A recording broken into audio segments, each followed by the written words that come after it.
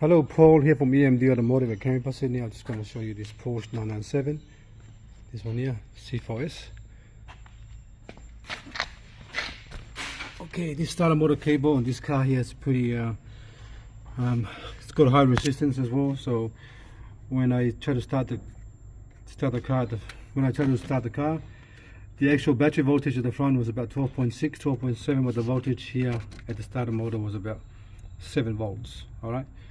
So a massive current draw due to a bad starter motor cable, which is common on this 997.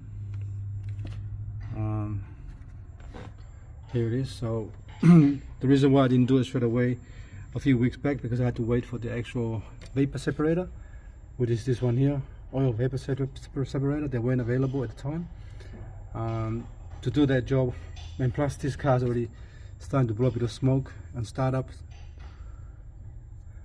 So I'm going to replace the vapor separator, the oil vapor separator, because that's got to come out for the starter motor cable to go underneath. So I've got to make up my own starter motor cable. I'm not using the one from Porsche, and I'll show you which one. So see the starter motor cable, is that one there. It goes to the starter motor. See that one there, that cable there, there's one here and one there. So it goes to the starter motor, and then the starter motor veers off to the actual, the front. So the starter motor cable is one, because this part here, they share the same cable with the alternator. So your alternator and the starter motor cable is one cable. Alright, but they join together on that corner there. See that big rubber boot there? Let me zoom in. This one here. The cable there, so you got two cable there. So you got one there and one there. 1, 2. Bottom one goes to the actual alternator, generator, or your battery charger, and this one here goes to the actual front of the car. So from the front comes all the way down to the gearbox, and the gearbox to here connects to the starter motor, which is there, B+, and then from there connects to the actual alternator cable. Alright, so I've got to make up my own to make it more heavy duty. So I'm going to be making some more cables, so if you need some cable, just give me a call or text me, and I'll show you where the cable is. There you go, this is the cable. There you go, this is a massive cable. See that?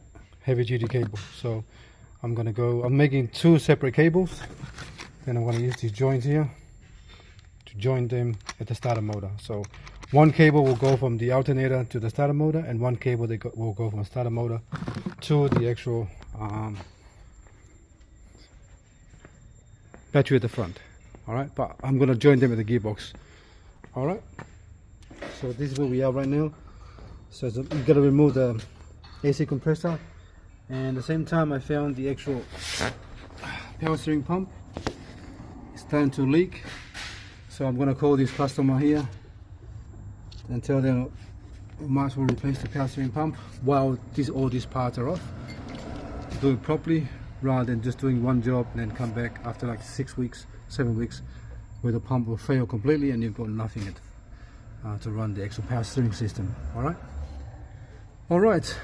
so that's the power steering pump leaking pretty bad as well. Yeah. Alright, service all done. What a report already, but this is the most important one. It's the starter motor cable, the power steering pump, and the actual oil vapor separator. This one here, this guy here.